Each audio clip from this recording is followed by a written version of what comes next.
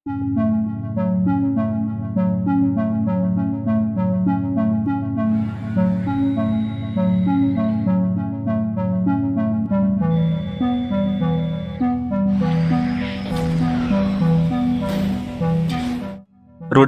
apa yang bikin tegang satu dunia?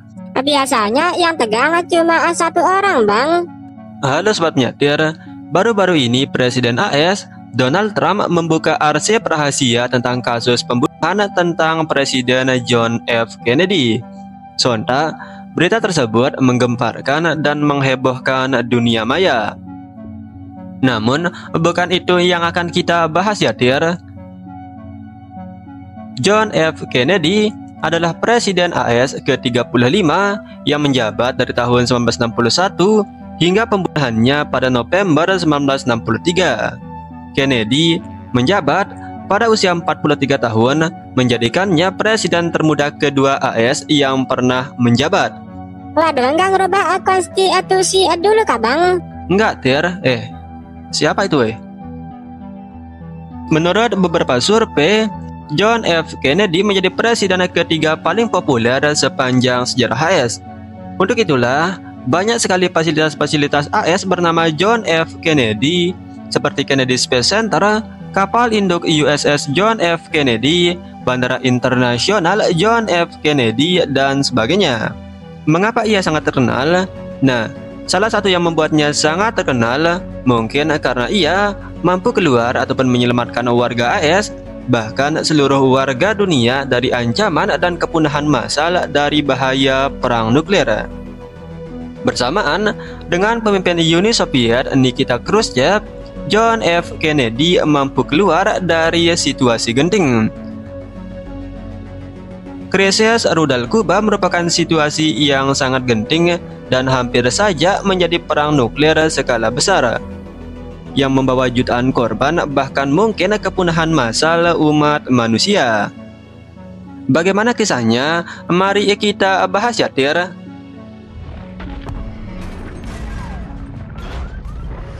La revolución cubana fue posible.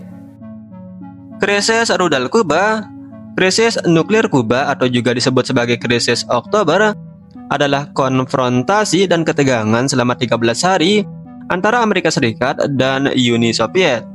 Krisis ini berlangsung mulai dari tanggal 16 hingga 28 Oktober 1962. Bermula pada awal tahun 1960, AS khawatir Uni Soviet akan memperluas pengaruh komunis ke negara-negara Eropa lainnya. Sebagai deteren atau gertakan, pada tahun 1961, AS menempatkan beberapa rudal nuklir Jupiter di Turki dan Italia. Nah, selain itu, AS juga merencanakan untuk menginvasi Kuba, melancarkan aksi terorisme dan sabotase yang didukung AS karena kedekatan Kuba dengan Uni Soviet. Di sisi lain, Uni Soviet juga takut Kuba semakin dekat dengan China, di mana pada saat itu hubungan Uni Soviet dengan China kurang baik. Selain itu, sebagai tanggapan atas penempatan rudal nuklir AS di Turki dan Italia, tentu Nikita Khrushchev marah dong. Sebagai tanggapan, Nikita Khrushchev melakukan pertemuan rahasia dengan Fidel Castro pada bulan Juli 1962. Keduanya membahas untuk menempatkan rudal nuklir di Kuba, di mana Uni Soviet akan diberikan keuntungan bahwa kebanyakan rudal nuklir jarak pendeknya dapat diluncurkan dari Kuba dan menempuh jarak yang sangat pendek daripada diluncurkan dari Uni Soviet secara langsung. Di mana pada saat itu Soviet hanya memiliki 20 rudal balistik antar benua R-7 Semyorka dibandingkan dengan AS yang memiliki 170 ICBM. Nah, dengan bekerja sama dengan Kuba yang dekat dengan daratan AS, rudal balistik jarak pendek Uni Soviet pun akan mampu menjangkau seluruh daratan AS. Sebagai imbalan, Kuba diberikan keuntungan bahwa dengan adanya rudal nuklir di negaranya mencegah AS untuk melakukan invasi. Secara cepat, pembangunan fasilitas peluncuran dimulai setelah pertemuan tersebut. Misi pembangunan dan pengiriman berbagai fasilitas rudal nuklir dimulai pada bulan Juli Soviet dan Kuba sangat merahasiakan rencana tersebut. Bahkan pada saat pengiriman, kru kapal Soviet yang membawa rudal tersebut tidak tahu apa yang dibawanya. Bahkan pasukan yang ditugaskan untuk membawa berbagai fasilitas rudal tersebut diberi arahan palsu dengan mengatakan mereka akan bertugas di tempat yang sangat dingin.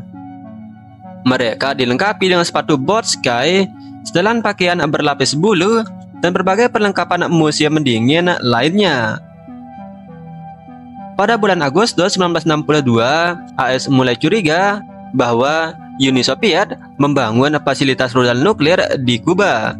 Hal tersebut diperkuat dengan semakin banyaknya jet tempur MiG-21, pengebom ringan IL-78, dan sistem pertahanan udara S-75 di Vina. Para pejabat tinggi AS yakin bahwa meningkatnya pertahanan di Kuba mengisyaratkan ada sesuatu atau aset penting yang dilindungi. Dalam tanda kutip, Kuba dan Uni Soviet tengah membangun fasilitas rudal. Tak berselang lama, foto-foto dari pesawat pengintai Lockheed U-2 Dragon Lady memperkuat berbagai dugaan tersebut. Pada bulan September, Uni Soviet semakin gencar mengirimkan rudal ke Kuba. Di saat yang sama, pesawat pengintai AS juga semakin sering melakukan misi mata-mata di atas langit Kuba. Beberapa di antaranya berhasil ditembak jatuh. Sebagai tanggapan, Presiden John F. Kennedy memberlakukan blokade laut terhadap kapal-kapal yang menuju dan keluar dari Kuba. Tak berselang lama, Nikita Khrushchev membalas segala bentuk blokade dan penyerangan terhadap kapal-kapal Uni Soviet yang menuju Kuba berarti sama dengan pernyataan perang. Uni Soviet juga menekankan mereka tidak membangun fasilitas rudal nuklir di Kuba, namun hanya membangun fasilitas defensif negara tersebut. Namun, dengan banyaknya bukti foto-foto yang diperoleh oleh intelijen AS, ungkapan Uni Soviet tersebut dianggap sebagai bualan semata. Pada tanggal 16 Oktober 1962, CIA memberitahu Presiden John F. Kennedy tentang kemungkinan penempatan rudal nuklir Soviet di Kuba. Secara cepat, AS menghubungi Duta Besar Uni Soviet, namun lagi-lagi Nikita Khrushchev berusaha meyakinkan Kennedy bahwa tidak ada rudal nuklir di Kuba.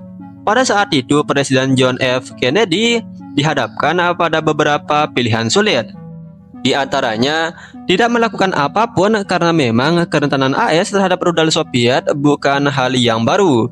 Melakukan diplomasi untuk membujuk Soviet menarik rudal nuklirnya, pendekatan dengan Fidel Castro untuk menjauh dari Uni Soviet atau melakukan menginvasi Kuba dengan kekuatan penuh, melakukan serangan udara besar-besaran untuk menghancurkan semua situs rudal tersebut, dan memperkuat blokade laut untuk memblokir rudal lebih banyak masuk ke Kuba. Presiden John F. Kennedy sangat berhati-hati untuk memilih salah satu pilihan tersebut. Kesalahan sedikit saja berarti sama dengan memulai perang nuklir skala penuh, yang memang sudah diperkirakan oleh kedua pemimpin tersebut.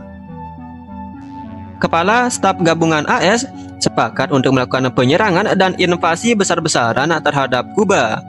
Mereka yakin Uni Soviet tidak akan berusaha menghindar AS dari penaklukan Kuba.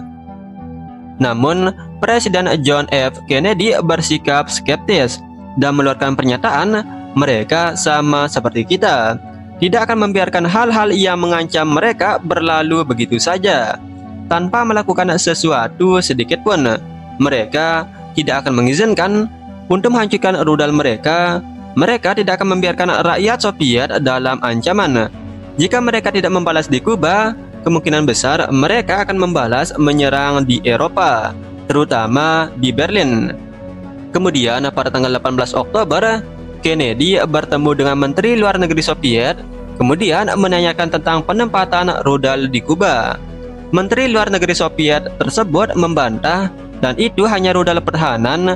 Kennedy mengiyakan, padahal sudah tahu itu merupakan sebuah rudal nuklir. Pada tanggal 22 Oktober, John F. Kennedy mengumumkan kepada semua rakyat AS bahwa Soviet menempatkan rudal nuklir di Kuba yang ditargetkan ke wilayah AS. Kemudian, Pada tanggal 24 Oktober, ketegangan semakin meningkat. Kantor berita Soviet kembali menegaskan bahwa pembajakan terhadap kapal-kapal Soviet oleh AS berarti sama dengan pernyataan perang. Sementara di AS, semua bentuk pertahanan dan persiapan penyerangan ditingkatkan. Armada pesawat pengebom B-52 Stratofortress AS diterbangkan terus-menerus 24 jam non-stop ke dekat wilayah Soviet. Kemudian, pada tanggal 26 Oktober, Khrushchev mengirimkan surat terhadap John F. Kennedy yang berisi kira-kira Soviet siap untuk menghentikan ketegangan asalkan Amerika Serikat juga menghentikan ancaman terhadap Soviet. Khrushchev menyatakan negara kita masing-masing punya senjata yang mengerikan. Janganlah kita menjerumuskan dunia kepada perang termonuklir. Di hari yang sama, Fidel Castro, Presiden Kuba, menyerukan serangan nuklir terlebih dahulu terhadap AS, namun ditolak oleh Khrushchev. Kemudian pada tanggal 27 Oktober, Khrushchev mengeluarkan pernyataan, "Kami bersiap menarik semua rudal nuklir di Kuba, namun dengan imbalan AS harus menarik semua rudal nuklir di Turki dan Italia." Secara cepat, di hari yang sama, Kennedy menerima tawaran Khrushchev tersebut. Namun, di hari yang sama pula, perang nuklir skala besar hampir saja terjadi. Kala itu, Angkatan Laut AS menjatuhkan muatan depth charge terhadap kapal selam B-59 milik Uni Soviet. Angkatan Laut AS tak menyadari kapal selam Soviet itu dipersenjatai dengan torpedo nuklir. Di dalam kapal selam Soviet tersebut, mereka mengira perang sudah pecah. Komandan kapal memerintahkan untuk melakukan serangan balasan menggunakan torpedo nuklir terhadap kapal-kapal perang AS. Namun, salah satu komandan armada kapal selam Soviet, yakni Vasily Arkhipov, tidak setuju dan torpedo tersebut gagal diluncurkan. Kemudian, pada tanggal 28 Oktober, AS bersedia untuk membongkar semua rudal nuklir di Turki dan Italia. Khrushchev merespon bersedia membongkar semua persenjataan nuklir di Kuba, yang secara resmi mengakhiri ketegangan yang hampir saja memusnahkan peradaban tersebut. Dan akhirnya pembongkaran masing-masing rudal tersebut dimulai pada bulan November 1962. Ya, jadi seperti itu ya Tir. Terima kasih udah menonton video ini, dan seperti biasa, salam Rudalman. Itu yang pegang cuma 2, kenapa yang takut 1 dunia, Bang?